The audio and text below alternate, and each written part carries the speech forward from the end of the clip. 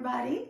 It's Perfectly Pamela here, and today is Friday, so that means it's shot day. So let's jump right into it. I have washed my hands, I have all my supplies right here, and we're gonna get started. For those of you who are new here, when I started my GLP-1 journey on November 22nd of 2024, I was 196.9 pounds. I've got my prescription. I'm just gonna wipe the top off with an alcohol prep to make sure it's clean. And as of my last shot, last Friday, I was 170.2 pounds. So we're gonna see how this is going after everything.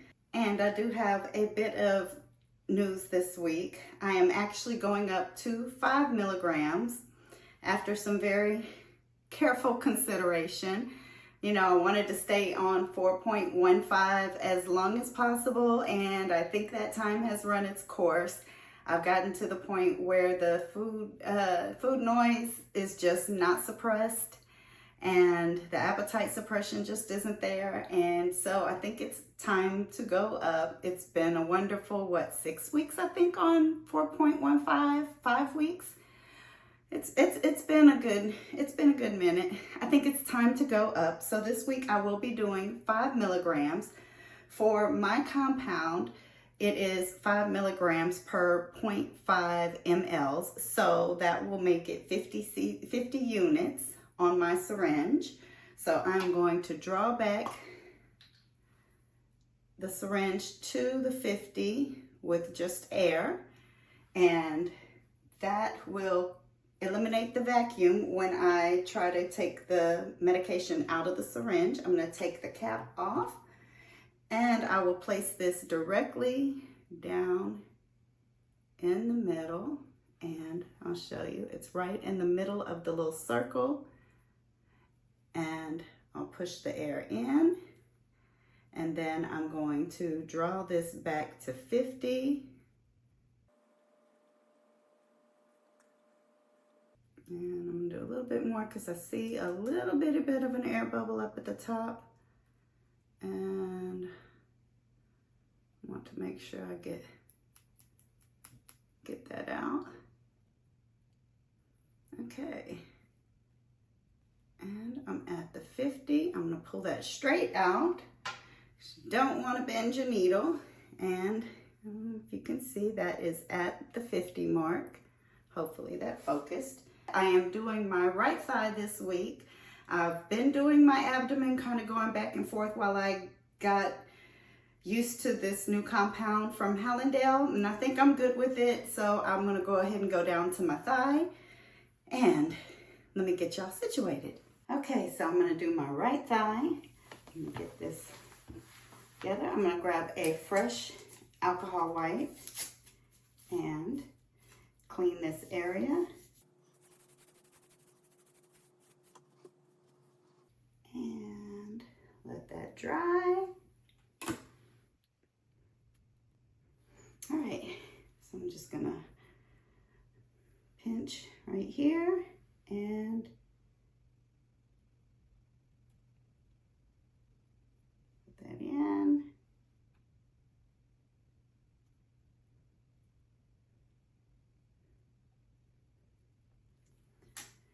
And we're all done. I'm gonna go ahead and take another. I got just a tad bit of blood, and it's funny because I didn't even feel it. Wipe that off, and we're good to go. So that's it for my injection. All right, guys, I just want to come back on here and say this is the first time I injected my compound from Hallandale in my thigh, and my thigh is burning. Like, I mean, like where I gave the injection, it's really burning, and I've never had that before. So yeah, I don't know if I did have the one time when I injected myself with the Empower injection that I did kind of get a little tingly, or like, I don't know, I think some people say it kind of feels like you got a sunburn. That's kind of what it was like. down my leg. This doesn't necessarily feel like this. This feels like burning inside my leg. It's not painful, but it is noticeable. Just odd. I almost kind of feel like where I'm rubbing my leg, I can kind of feel a little lump where the medication went. Maybe it just needs to disperse some more. I don't know. I'm gonna keep rubbing on it, and hopefully it'll feel better, because I got too much to do today. I don't have time for this. Hello again. It is Sunday. Now Friday I did go and help my friend with some moving. Yesterday was a lazy day. Today the only thing I've done is go to the grocery store. And yeah, so let's go ahead and get into my measurements, because I know that's what everybody wants to know, is how did last week go? So of course, when I started my journey on November 22nd of 2024, I was 196.9 pounds. Last week, when I weighed in on Friday, the February 21st, I was 170.2 pounds, which was a loss of 27.3 pounds since I started. So this Friday, on the 28th, when I weighed in, I was 170.2 pounds. So I didn't lose, I didn't gain, just stayed right there. So I did go ahead and titrate up to the 5 milligrams for this week's dose, and I feel great. Now I took my shot early on Friday because I knew I was going to be gone all day, and I didn't want to come home late at night and then just be tired and either forget or just take it that late at night, because it does tend to keep me up at night if I take it too late in the evening. So I went ahead and took it Friday morning. I was pretty good throughout the day Friday. I did notice after the shot, I started to feel like a burning sensation. And this was the first time I did this injection in my thigh, which is the prescription from Hollandale. Okay, so I don't feel like the prescription is any weaker. Like some people, I mentioned in one of my last videos that some people were saying their prescription from Hollandale was not very strong and they felt like it was a waste of money. It was like injecting water and blah, blah, blah, blah, blah.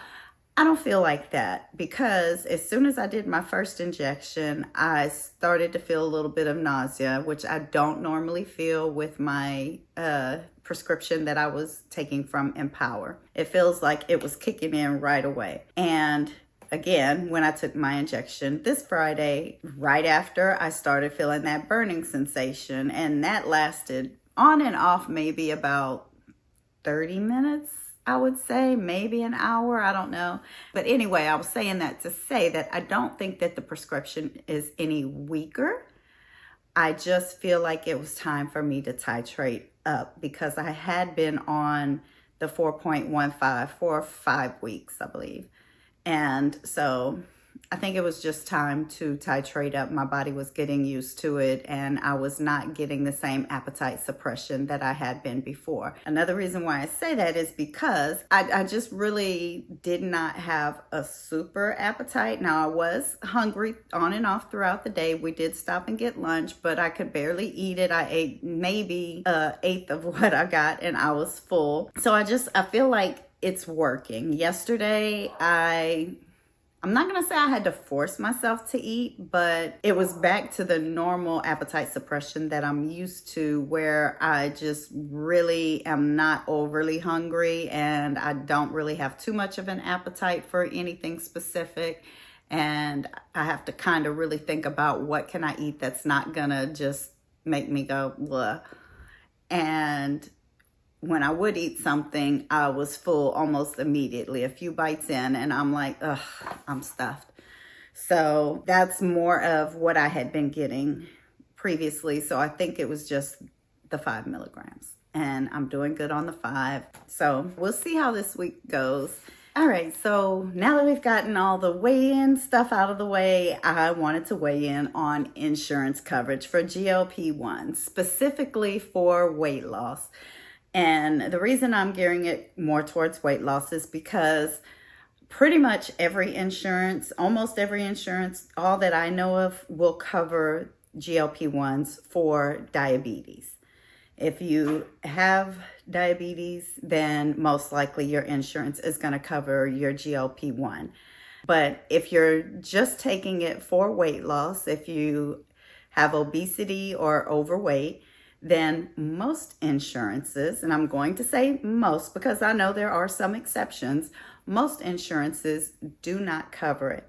And I wanted to clear up a little bit of confusion on why some insurances don't cover it and possibly what can be done to get it covered in certain situations. So if you have insurance through your employer, then your employer gets to pick the plan benefits. And it's kind of like when you go, let's just say when you go to a car wash, you can pick it just the very basic wash for, let's say, $8. Or you can get the upgraded wash and wax for, let's say, $10. And then you can get the wash and wax and protective coating for $12. Or you can get the full package, the wash, wax, protective coating, undercoat, tires, all that. So I'm just going to say $20. So you got the whole shebang, all of that. They vacuum out your car, everything. So let's just say that's what we're looking at. That's kind of the same way that insurance works. When your employer contracts with an insurance company, they're given different package options, and they can pick and choose which one or which ones they want, which is why sometimes when it comes time for your annual enrollment period, you may have more than one option to choose from. So they will decide within those packages what is covered. The very basic minimum package, the cheapest package, is not going to cover all of the extra frills. It's not going to cover the tire shine, the protective coating, the wax. It's just going to be the very basic minimum. You have medical coverage. And that's about it. The further you go up in those plans or the package deals, the better the coverage is going to get. You might have lower deductibles, you might have lower copays, and you might have more benefits. So the employer picks the benefit package that is available to you.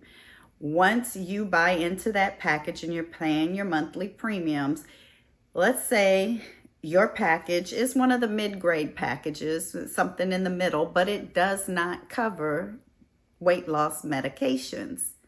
There is absolutely nothing you can do to get that medication covered. If it's a plan exclusion, it's not included in your plan, so it's excluded from your plan, and authorization is not going to get it covered. Writing to your governor is not going to get it covered.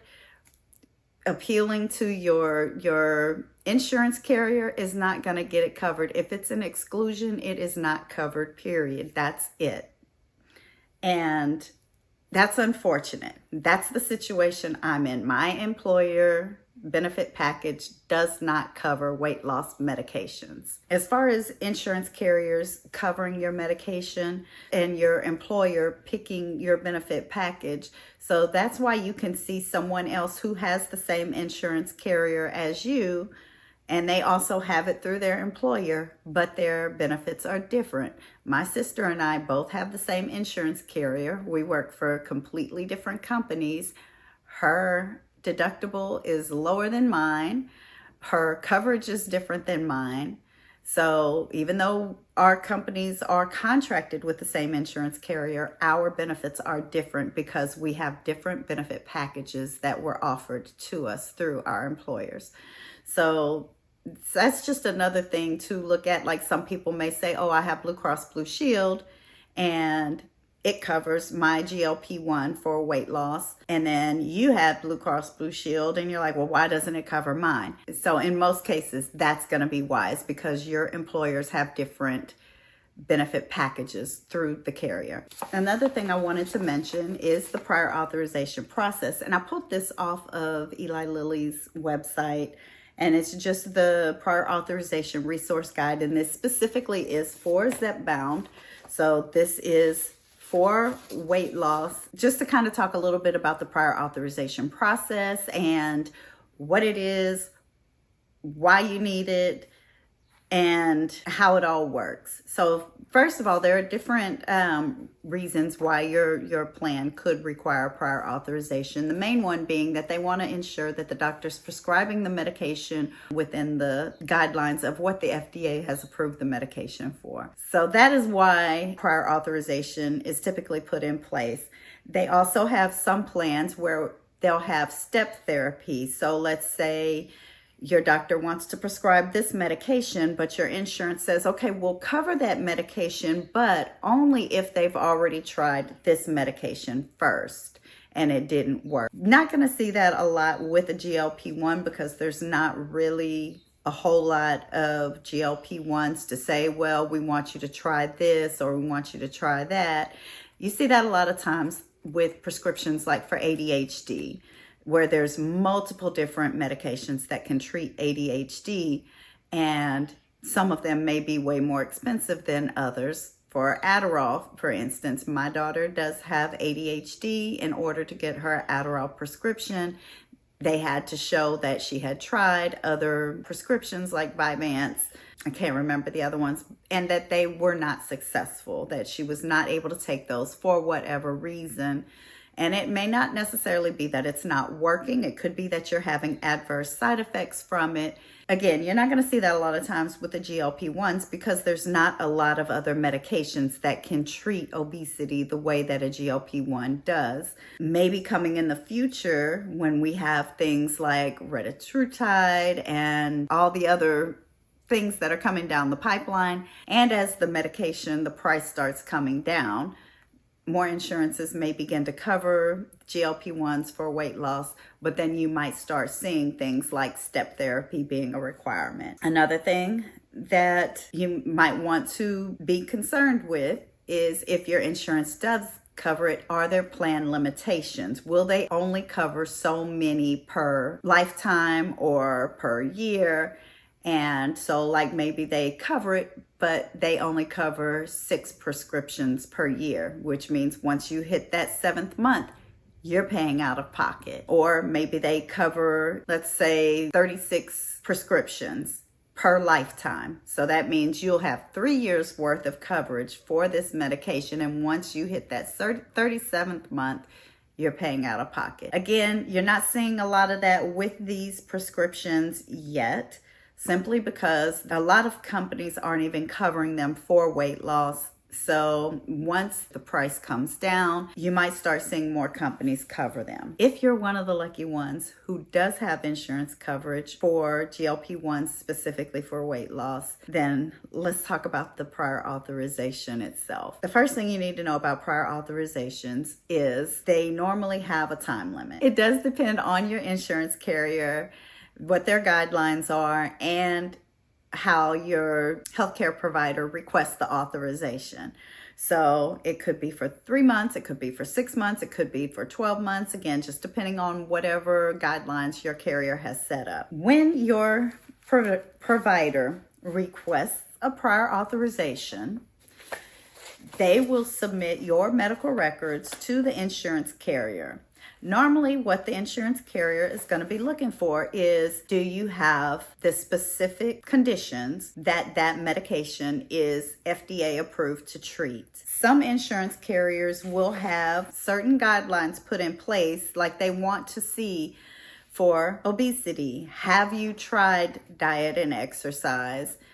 And have you been consistent in trying to maintain a healthy diet and exercise routine over the last 3 to 6 months? Normally is what they're going to be looking for. And your doctor should have all of that information, even if it's your first time seeing that doctor. If you have a good healthcare provider, they're going to want to know, what have you tried? A good provider is not going to want to prescribe medication if you do not necessarily need it.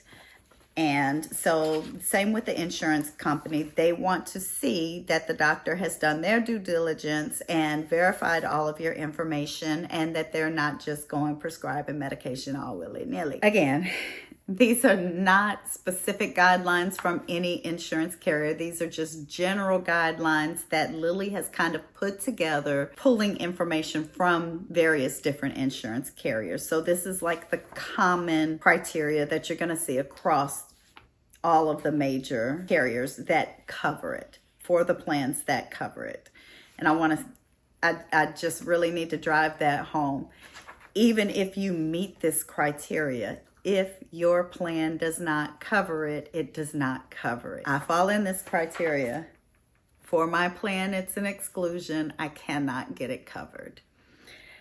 So when your doctor submits a prior authorization, if your insurance carrier uses covermymeds.com site to take in that data, which most of them use, or most of the major carriers, I'm going to say that, most of the major carriers will use covermymeds.com. So if your doctor submits the prior authorization request through covermymeds.com, there is an option for them to put your personal contact information in there, and you will be notified as soon as the authorization is approved or denied.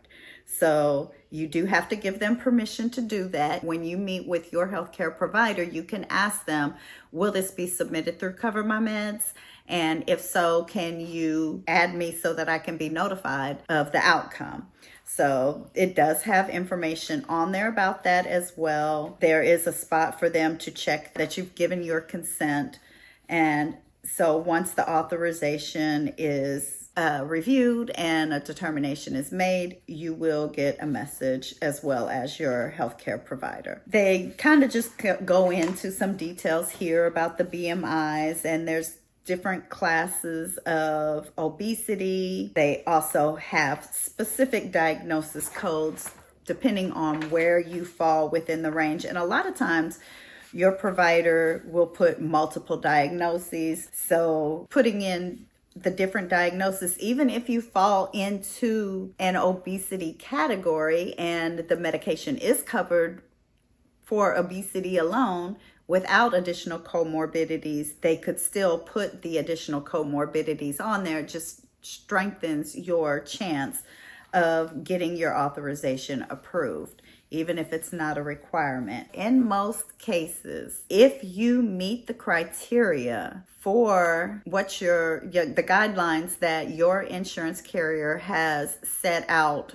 for their coverage criteria, then the reason your authorization is going to be denied, in most cases again, is because your provider did not submit enough information. Unless it's a plan limit where you've already met your limit, something like that. In most cases, if your authorization is denied and you know you meet the criteria, it's because the provider did not submit enough information. Sometimes providers will submit an authorization request. They don't attach the medical records. The insurance carrier will reach out. If they don't get those medical records within a certain amount of time, the authorization request is going to be denied. So it's very important that your healthcare provider submits all of the information that they have to support you needing that medication. And then, of course, once your authorization is approved, you can go pick up your medication. If your authorization is denied and you know that you meet the criteria, there's two things that can happen. The first thing is, and this is before you even do an appeal, your doctor can request a peer-to-peer. Now, a peer-to-peer is where your doctor will call and speak directly to a doctor at the insurance carrier and explain to them why they feel like you need this. And this does not just apply to medications. This also applies to prior authorizations for pretty much anything that you're getting covered through your insurance carrier. So your provider can do a peer-to-peer, and they'll speak to a doctor on staff with the insurance carrier, and they'll discuss your case one-on-one, and then a determination will be made. And then after a peer-to-peer is done, if it's still upheld, then you can go through the appeal process. So submitting an appeal basically just means contacting the insurance, and you can either do this. Some companies you can do it verbal, call them and let them know that you want to appeal. Others you might have to write in. I'm not sure if the guideline is going to be the same across the board. However, when you do appeal, again, you want to submit all of the medical documentation. Anything that wasn't submitted the first time, make sure you add that and submit all of the medical documentation. Again, if you have a history of something that maybe wasn't included in your original records, submit that. You'll want to have your doctor send all of that to the insurance. If they require that the patient sign a form giving permission for the doctor to appeal on your behalf, make sure that's signed. Different states have different guidelines on appeals. You may only have one appeal, right? You may have two. It depends on your particular plan and where you live. If you've exhausted those appeals, then your next option would be to do an external appeal, which is where you file a third-party appeal, and they will review it outside of your insurance carrier, and they will make a determination. And again, you want to submit all of your medical documentation. It doesn't matter if it was submitted to the insurance. Submit everything to your third-party appeal. And again, that's going to vary by your state. After you exhaust your appeals through your carrier, you can do your external appeal and hopefully get it covered. Those are two different options that you have. Of course, you have the different levels of appeal depending on your state. You have your external appeal. After you've exhausted your external appeals, if it's still denied, there's not really much that you can do unless something changes. And then you'd have to start the whole process all over again. That's pretty much it for the insurance guidelines.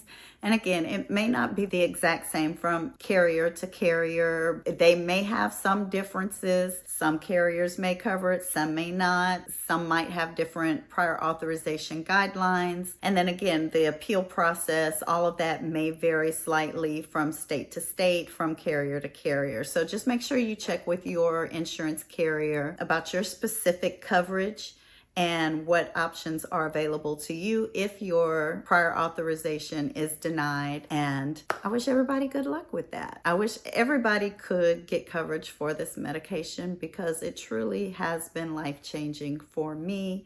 And hopefully my employer will eventually decide that they want to allow us to have coverage for it. I think that may be way down in the future when the prices come down significantly, but for now it is what it is.